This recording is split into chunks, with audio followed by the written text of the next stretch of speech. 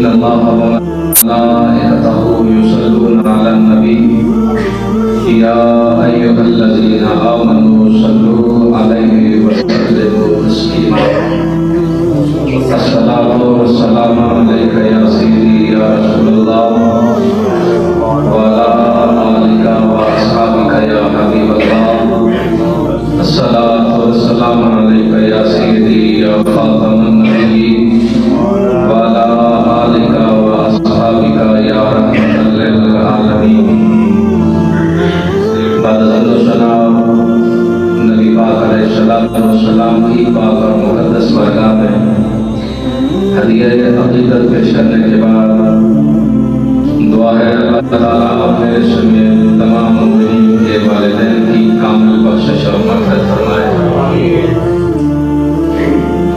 जिनके जिंदा हैं उन्हें सेहत कामिला आजिला नसीब फरमाए।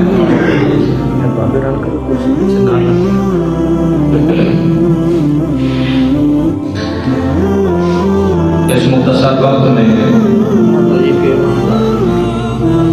जो मैं आपकी खिदमत में अर्ज करूँगा वो है ज़कात की फज़ीलत।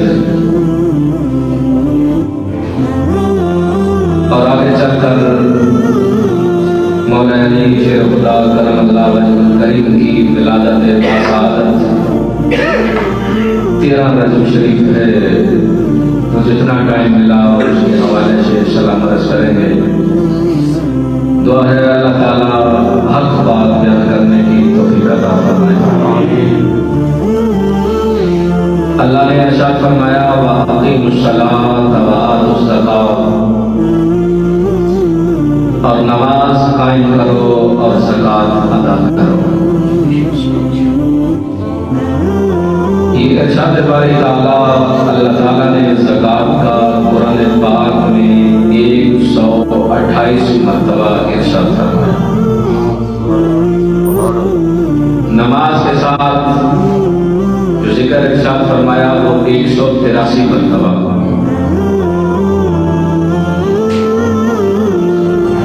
128 जिक्र अल्लाह के इरशाद फरमाया, तो जो नमाज के साथ मिलाकर हुक्म फरमाया वो 83 मरतबा।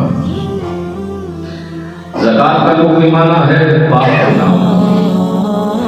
क्या पाक होगा? जिस माल से आप ज़कात अदा करेंगे वो माल पाकीज़ा हो जाएगा। इरशाद बारी ताला है खुज़ मिन अम्वालिहिम सदक़तन तुत्ताहिरुहुम व तुज़क्कीहिम बिहा। महबूब इनसे सदका लीजिए ना, इनके मालों को पाकीज़ा फरमाइए।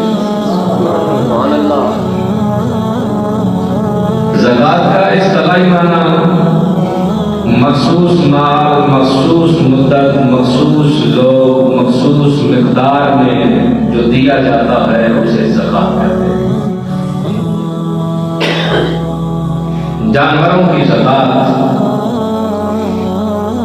चूंकि हिजरत के तीसरे साल ज़कात का हुक्म नाज़िल हुआ, ज़कात फर्ज हुई, तो अरबों के पास उस वक्त चूंकि ऊंट का कारोबार ज्यादा था, तो अगर कोई शख्स 5 ऊंटों का मालिक है तो वो ज़कात के तौर पे एक बकरी की ज़कात अदा करेगा। 5 से कम है तो फिर ज़कात नहीं। इसी तरह अब आगे हिसाब कर लें, जिसके पास 10 होंगे वो 2 बकरियां, जिसके पास 15 होंगे वो 3 बकरियां। ये सिलसिला आगे बढ़ता है। गाय की ज़कात, जिसके पास 30 गायें हैं वो एक बछड़ा जो 2 साल का होगा वो ज़कात अदा करेगा। अब इसी तरह जिसके पास 60 होंगी वो 2 करेगा, जिसके पास 120 होंगी वो 3 करेगा। बकरियों की ज़कात, जिसके पास 40 बकरियां हैं, जिसके पास 40 बकरियां हैं वो ज़कात के तौर पे 1 बकरी ज़कात देगा। अब जिसके पास 80 होंगी वो 2 देगा। इसी तरह हिसाब आगे कैलकुलेट होता रहेगा। किस्म है उशर, आइन शीन रा, उशर। मैं अगर इसे सादे अंदाज में कहूं तो जमीन की ज़कात। उशर किसे कहते हैं? जमीन की ज़कात। यानी जो हमारे किसान भाई जमीन से चीजें उगाते हैं, फल, अनाज, बागात, ये सारी चीजें, उसकी ज़कात को उशर कहा जाता है। जो नहरी इलाके हैं उनमें 20वां हिस्सा, वो जो सारी चीजें उगाएंगे उसमें से 20वां हिस्सा ज़कात होगा। जो दरियावी इलाके हैं जहां नहरी निज़ाम नहीं, सिर्फ बारिशी निज़ाम है, तो वहां 10वां हिस्सा। तीसरी किस्म है सोने चांदी की। सोने की मिकदार 7.5 तोले और चांदी की 52.5 तोले। सोना अगर जायद हो तो वो जो हाजिर वक्त में उसकी कीमत लगवाएगा, जो कीमत बनती है उससे 2.5% उसकी ज़कात अदा करेगा। जितना वो रकम बनेगी उस हिसाब से वो आगे ज़कात अदा करता जाएगा। इसी तरह चांदी। लेकिन याद रखिए कि ज़कात उसी की हो जिसकी बनती है। ये ना हो कि सोने की बनती हो तो बंदा कहे चांदी की दे देता हूं, चांदी की बनती हो तो कहे सोने की दे देता हूं। नहीं, जिस चीज की ज़कात होगी उसी की ज़कात अदा करना दुरुस्त है।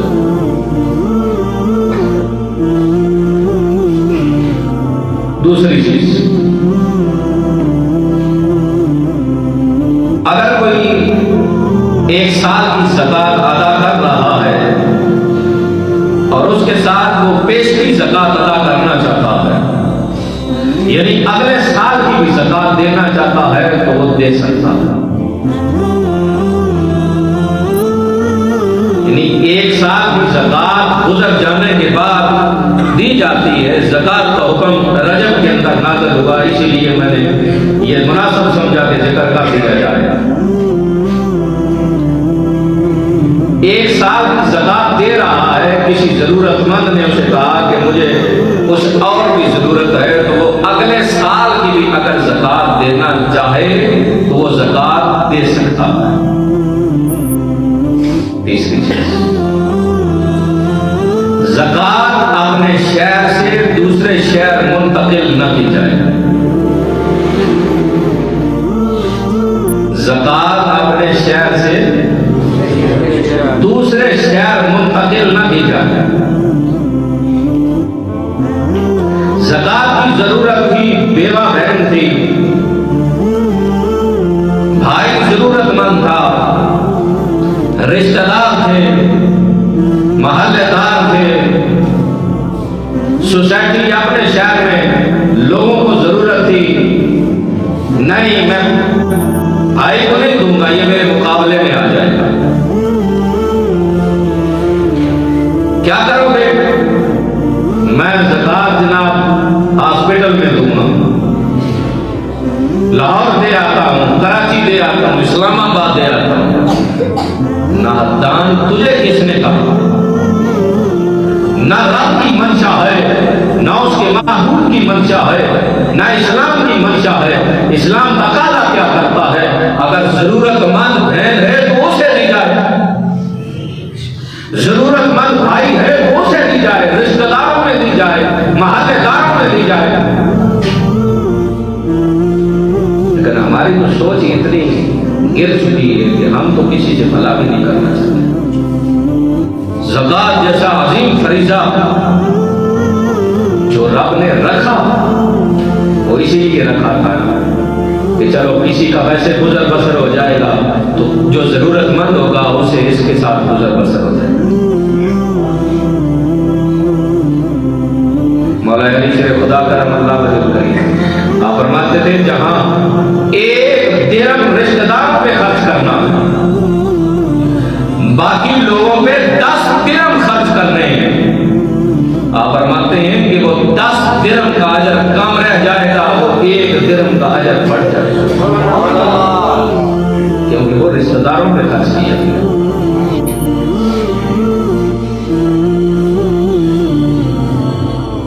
जिनकी किफालत आपके सिने है, माँ बाप औलाद, इसके अलावा आप हर किसी को ज़कात दे सकते हैं।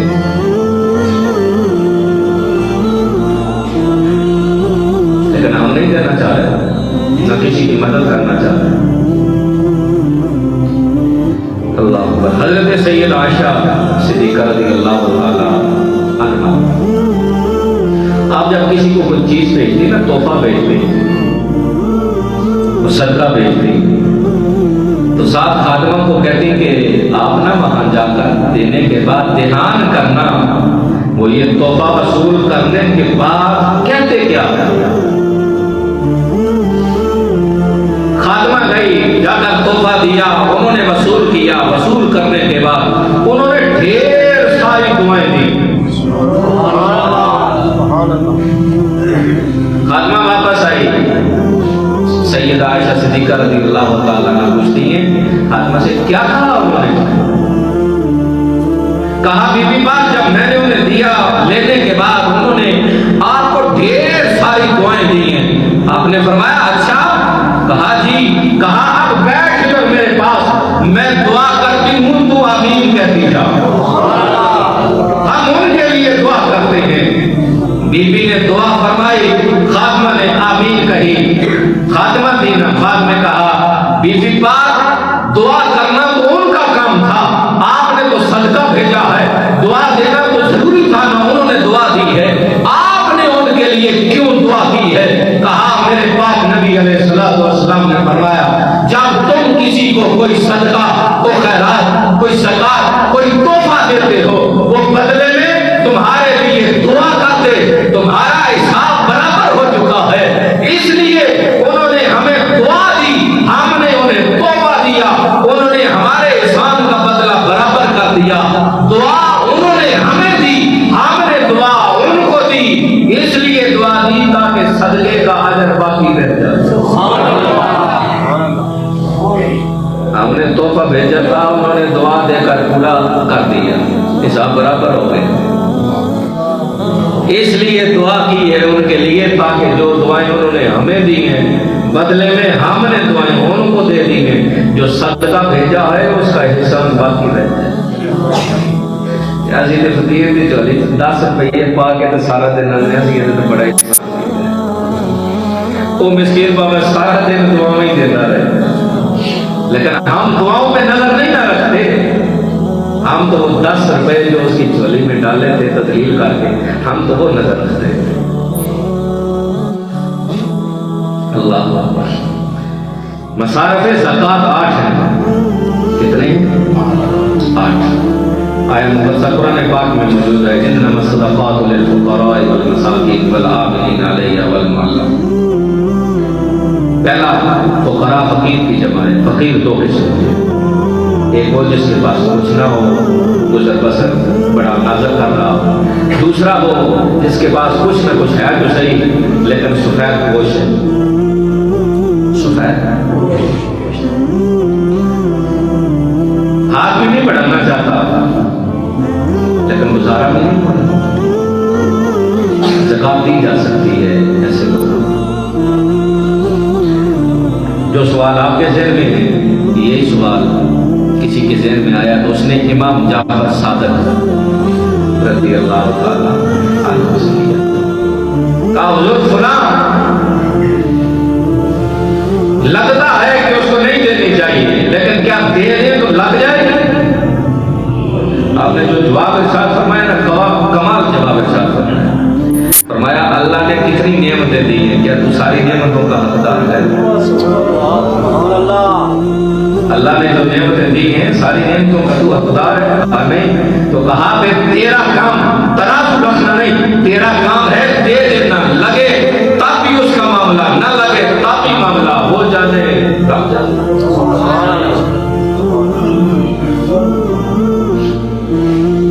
दूसरा मसाकीन, जिसके पास 2 वक्त का खाना ना हो, इसी में यतीम भी आ जाता। आमिली ज़कात के महकमे के मुलाज़िम इल्ला माशाअल्लाह हमारे इस मुल्क में अब ज़कात का पैसा सिर्फ ज़कात के महकमे के लोग ही खाते हैं। गरीब मिस्कीन ज़रूरतमंदों तक ज़कात का पैसा नहीं पहुंचता। चौथा, तालीफ क़ल्ब, गैर मुस्लिमों को ज़कात दी जा सकती है उन्हें इस्लाम की तरफ उनके दिलों को राग़िब करने के लिए। लेकिन मैं यहाँ कहूँगा अब ज़रूरत इस चीज़ की नहीं है, ज़रूरत इस चीज़ की है क्योंकि मुसलमान ज़रूरतमंद है, मुसलमान ज़रूरतमंद है। तो जब मुसलमान ज़रूरतमंद है तो फिर गैर मुस्लिमों को देने की ज़रूरत नहीं। हज़रत उमर बिन अब्दुल अज़ीज़ रज़ियल्लाहु ताला अन्हु, आपका दौरे हुकूमत था, ज़कात का पैसा इकट्ठा हुआ तो लोगों ने पूछा अमीरुल मोमिनीन क्या करें? फरमाया जाओ लोगों में तलाश करो, जो ज़रूरतमंद है लेने वाला है उसे दो। लोग गए, तलाश किया, न मिले, वापस आए, फरमाया गैर मुस्लिमों में देखो अगर कोई ज़रूरतमंद है लेने वाला है तो उन्हें दे दो। लोग गए, पूरी सल्तनत के अंदर कोई लेने वाला गैर मुस्लिम भी ज़रूरतमंद नजर ना आया। आए हुजूर कोई नहीं, फरमाया जाओ कोई अगर मकरूज है तो उसका कर्जा अदा कर दे। ये सल्तनत की जिम्मेदारी है कि अगर कोई मकरूज है तो ज़कात के पैसे से उसका कर्ज अदा कर दिया जाए। गए ढूंढ ढांड कर वापस आए, कहा हुजूर कोई नहीं, कहा मुसलमानों में भी कोई नहीं, गैर मुस्लिमों में भी कोई नहीं, कोई कर्जदार भी नहीं, कहा जी हुजूर कोई नहीं। फरमाया फिर इस पैसे का गल्ला खरीदो, अनाज खरीदो, जाओ जाकर पहाड़ों में बिखेर दो, इस सल्तनत के अंदर कोई परिंदा भी भूखा न रहे।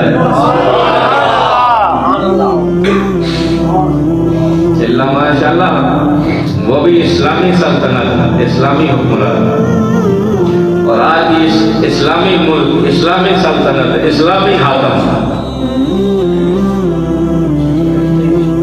खुदा की कसम इनकी अयाशियों को बंद कर दिया जाए, मुल्क संभल जाएगा। तरीका क्या?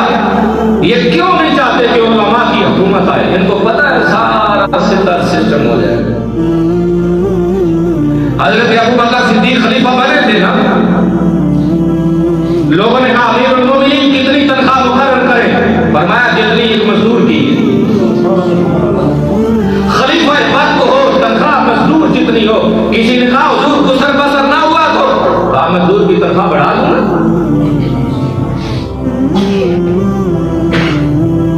यहाँ जिसने सब कुछ करना है वो पीस रहा है महंगाई की चक्की में, जिसने कुछ भी नहीं करना उसे सारी अय्याशी। इनकी तनख्वाह मजदूर जितनी कर दो ये मुल्क संभल जाएगा। सबको बराबर कर दो, इस्लामी मुल्क है ना। अगर खलीफा वक्त हजरत अबू बकर सिद्दीक मजदूर जितनी तनख्वाह रख सकते हैं तो हमारा प्राइम मिनिस्टर, हमारा गवर्नर, हमारे वज़रा, मुशीर, ये सारे क्यों नहीं रख सकते? जिसने 10,000 कमाना है उसने दवाई भी खुद लेनी है, उसने इलाज भी खुद करवाना है, उसने टैक्स भी सारे देने हैं, बिजली का बिल भी, पानी का भी, गैस का भी। जिसने 10 लाख तनख्वाह देनी है उसकी बिजली भी फ्री है, उसकी गैस भी फ्री है, उसका मेडिकल फ्री है, उसके बच्चों की पढ़ाई फ्री है। ये कैसा इंसाफ है इस मुल्क के साथ?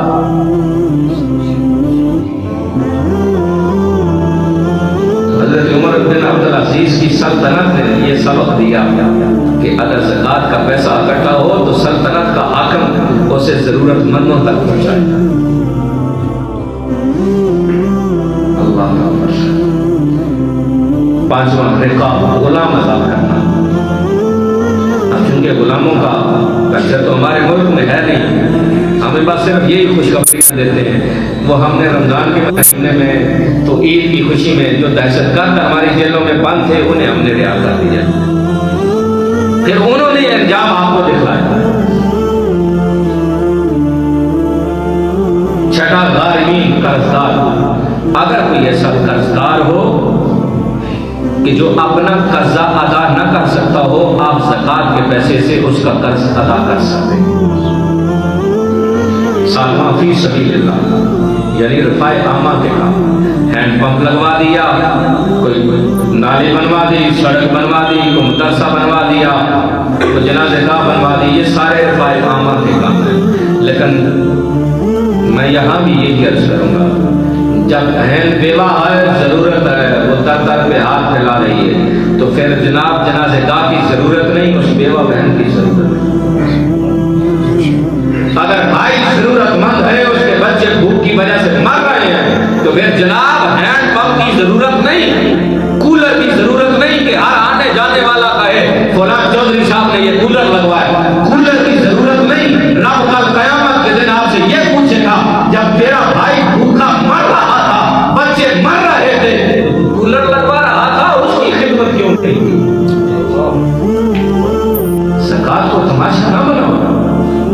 मेरे रब ने तो ये इंसाफ रखा था कि चलो ये मामलात घूम फिर करके जो जरूरतमंद होंगे उनकी जरूरतें पूरी होती रहेंगी।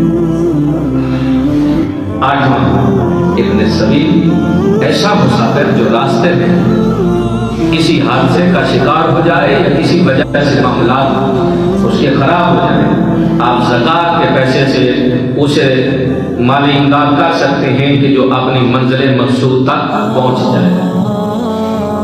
लेकिन यहाँ भी रुका प्रोफेशनल लोग बन चुके हैं, बिजनेस करते हैं। मैं जी वजीराबाद से आया हूँ, मैंने जाना है बहावलपुर, मेरी जेब कट गई है, लिहाजा मेरी कुछ खिदमत कर दे। वजीराबाद कहाँ, बहावलपुर कहाँ, तो गुजरात का। ये तरीका बन चुका है, क्योंकि हमारे मुल्क के अंदर गुर्बत इतनी है। तो मैं बस इतना ही कहूँगा, अगर दिल माने तो दे दें, ना माने तो तौहीन ना करें, मना नहीं करें, तौहीन ना करें। दिल मानता है दे दें, नहीं दिल मानता तो इस्लाम ने कहा है उसे मालूम कर ले। लेकिन ज़कात जहाँ अपने सबसे पहले रिश्तेदारों, महल्लेदारों, सोसाइटी, अपने शहर में जहाँ ज़रूरत हो वहाँ ज़कात अदा करें। 5 चीजें 5 चीजों के साथ, 5 चीजें 5 चीजों के साथ ज़कात नहीं देंगे, अल्लाह ताला हिफाजत को उठा देगा। ज़कात अदा नहीं करेंगे तो अल्लाह ताला हिफाजत उठा लेगा। अल्लाह आप सबको सलामत रखे और आपके माल की हिफाजत फरमाए। लेकिन हिफाजत उठा कैसे देगा? जब आप ज़कात नहीं देंगे, या चोर ले जाएंगे, या डाकू ले जाएंगे, या किसी और धंधे में लग जाएगा, माल जाया हो जाएगा। क्योंकि माल उसके अंदर अल्लाह बरकत देता है जिससे अल्लाह की राह में खर्च किया जाता है। उजर नहीं देंगे तो बरकत उठा ली जाएगी। जमीन की ज़कात, जो जमीन से चीजें उठाते हैं, उसमें से ज़कात अदा नहीं करेंगे तो बरकत उठ जाएगी। अल्हम्दुलिल्लाह हम हर किसी से सुनते हैं, हमारा मुल्क ऐसा है जिसके अंदर हर चीज पाई जाती है, लेकिन हम इंडिया से सिवाय कश्मीर के हर चीज ले रहे हैं। प्याज, टमाटर, सब कुछ हम इंडिया से ले रहे हैं। हमारा मुल्क, हमारे किसान क्या करते हैं? हम मिस्कीन ज़कात क्या देंगे? वो जो शहर में बहू बैठे हैं ज़कात तो वो देंगे, हम मिस्कीन मातड़ ज़कात क्या देंगे? हमारा तो बड़ी मुश्किल से गुजर बसर होता है। तो जब जमीन की ज़कात अदा नहीं की जाती तो फिर बरकत उठ जाती है। जब बरकत उठ जाए तो फिर हशर आप देख लें कि पूरा मुल्क ऐसा हो जिसमें हर चीज हो, लेकिन फिर भी महंगाई का तूफान हो। हम चूंकि समझना नहीं चाह रहे होते। सदका नहीं देगा, आफियत उठा ली जाएगी। सदका नहीं देगा, आफियत उठा ली जाएगी। मौला अली शेर खुदा करमल्लाह वजहुल करीम आप फरमाया करते हैं कि जो दरवाजे गरीबों मिस्कीनों के लिए नहीं खुलते, वो दरवाजे बीमारियों के लिए खुलते। आपके दरवाजे में कोई हाजतमंद, जरूरतमंद, आप जो मर्जी कहें कि वो जरूरतमंद नहीं था, लेकिन उसने आके सदा दी, उसकी झोली में आपने 10 रुपए डालने थे, उसने पत्नी कितनी बलाओं का दरवाजा बंद कर देना था, आपने ना किया। वो 10 रुपए न डाले वो बात 5 लाख तक पहुंचेगा। आपको ऐसी बीमारी, अल्लाह पाक आप सबको सलामत रखे, ऐसी बीमारी लग गई कि डॉक्टर, अब डॉक्टर के बारे में मैं कुछ नहीं करता क्योंकि आप मुझसे बेहतर जानते हैं कि जो जुल्म की छुरी इन्होंने रखी हुई है। मैंने तो ऐसे भी देखे हैं कि बंदा घर मर गया, अहले खाना ने तसल्ली के लिए उसे उठाया, हॉस्पिटल ले गए तो डॉक्टर ने 4 घंटे टीके लगा के 4 घंटे के बाद फरमाया आई मुसल्ली हम नहीं बचा सकते। बिल कितना? 5 लाख। वो मर तो भाग चुका था, तू कैसे बचाता उसे? रब ने मसीहाई बख्शी थी तुझे, दर्जा दिया था तुझे, तू मजाजी खुदा था, मारने के लिए भी बचाने के लिए भी, लेकिन तूने कौन सा रोल अदा किया? ये कल कयामत के दिन अदालत लगेगी, ये हिसाब होगा सबका। यहाँ न सही अगली अदालत तो है। अल्लाह दुआ नहीं करोगे कबूलियत उठा ली जाएगी, दुआ नहीं करोगे कबूलियत उठा ली जाएगी। बंदा 2 दिन 4 दिन 10 दिन महीना दुआ करता है, मैं दुआ नहीं मांगूंगा, क्यों? वो कबूल ही नहीं करता। इतना जालिम है तू, उसने तो वादा किया है कि जो मुझसे ना मांगे मैं उससे नाराज होता हूं, जो मुझसे मांगता है मैं राजी होता हूं। नहीं, मेरी नहीं सुनता तो तुझे किसने कहा है? तेरी ड्यूटी, तेरी जिम्मेदारी, तेरा हक सिर्फ ये है कि तू मांगता जा, कबूल करना तो उसका काम है, करे या ना करे। लेकिन हाँ, दुआ की आदत ये है कि दुआ इस यकीन से करे कि वो कबूल करेगा। लेकिन ये ना हो कि अभी मांगे तो यहां से निकलने के बाद ये तवक्को रखे कि घर पहुंचने से पहले मेरी दुआ कबूल होनी चाहिए। क्या वो हदीस याद ना रही? मेरे करीम आका अलैहिस्सलातु वस्सलाम ने फरमाया कल कयामत के दिन जब तुझे तेरी मांगी हुई दुआओं का अजर मिलेगा ना, तो फिर तू वहां क्या कहेगा? हाय काश वो जो दुनिया में रब ने मेरी दुआएं कबूल की है ना, वो ना करता, वो मेरी दुआएं कबूल ना होती, उनका अजर भी आज कयामत में मिल जाता है। दुआ मांगी हुई जाया नहीं होती, जखीरा होता है, दुआ जखीरा हो जाती है। आज अगर कबूलियत की सूरत में उसका अजर ना मिला तो अल्लाह ने वो जखीरा की हुई कल क़यामत के दिन उनका अजर दिया। नमाज बाजमात नहीं पढ़ोगे तो ईमान की तकमील उठा ली जाएगी। नमाज पढ़ा करें, जमात के साथ पढ़ा करें, जहां मौका मिले पढ़ा करें। अगर जमात के साथ नहीं तो जहां मौका मिले सजदा रेज़ हो जाए, दुकान पे, आपस में, जहां मौका मिले वहां सजदा रेज़ जरूर हो जाया करेगा। जिसे आपने अल्लाह की रजा समझा ना, फजल समझा, वो फजल नहीं है, इम्तिहान है। बंदे कहते हैं मेरे पास औलाद है, माल है, कार कोठी है, बंगला है, सेहत है, सब कुछ है, अल्लाह का फजल है। फजल नहीं, फजल ये है कि तू उसके दर पे झुकता है या नहीं। अब आप कहेंगे कैसा? मेरे करीम आका अलैहिस्सलातु वस्सलाम ने फरमाया रब औलाद देता है, नेमतें देता है, इज्जत देता है, शोहरत देता है, औहदे देता है, मनसब देता है, सब कुछ देता है, पर वापस नहीं लेता। जिस बंदे से रब नाराज हो जाए, दुनिया की दी हुई नेमतें कोई वापस नहीं लेता। अगर वापस लेता है तो सिर्फ सजदा करने की तौफीक वापस ले लेता। बंदा सजदा रेज़ नहीं हो सकता, हर कुछ है उसके पास, लेकिन रब नाराज है। अगर सजदा करने की तौफीक नहीं मिल रही तो अकेले में बैठकर उसे माफी मांगना कि मालिक मुझे माफी दे दे। सजदा रेज़ हो जाएगा। जहां मौका मिले तो उसे मांगा करें कि मालिक मुझे तौफीक दे, मैं तेरे घर में 5 वक्त जाके हाजिरी दूं। जब उसे मांगोगे तो वो अदा करेगा। 3 चीजों के साथ, नमाज ज़कात के साथ, नमाज ज़कात के साथ। नमाज पढ़ते हैं, ज़कात अदा नहीं करते, नमाज भी नहीं। उलमा ने लिखा है नमाज की कबूलियत ज़कात के साथ, अल्लाह की इताअत, उसके रसूल की इताअत के साथ। लोग कहते हैं नहीं सिर्फ अल्लाह अल्लाह अल्लाह अल्लाह नहीं। अल्लाह कहता है कुरान के अंदर कि मेरी इताअत मेरे रसूल की इताअत करो। तो अल्लाह की इताअत उसके रसूल की इताअत के साथ कबूल की जाएगी। तीसरी चीज अल्लाह की शुक्रगुजारी। अल्हम्दुलिल्लाह, शुक्र अल्हम्दुलिल्लाह, रब का एहसान है, करम है, फजल है। तो किसी ने कहा तेरे माँ बाप कैसे होंगे, घर में पड़े होंगे। अल्लाह की शुक्रगुजारी के साथ उसने ऐलान किया है सूरह लुक़मान के अंदर, अनिश्कुर ली वाले वालिदैन, मेरा भी शुक्रिया अदा करो, अपने वालिदैन का भी शुक्रिया अदा करो। तो अल्लाह की शुक्रगुजारी तब कबूल होगी जब वालिदैन के साथ भी शुक्रगुजारी।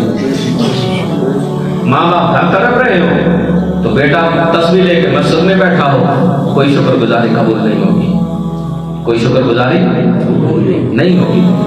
इसलिए जहां नमाज वहां ज़कात, जहां अल्लाह की इताअत वहां रसूल की इताअत, जहां अल्लाह की शुक्रगुजारी वहीं फिर माँ बाप की शुक्रगुजारी, उसने सलूक, ये तीनों चीजें तीन चीजों के साथ कबूल होती हैं।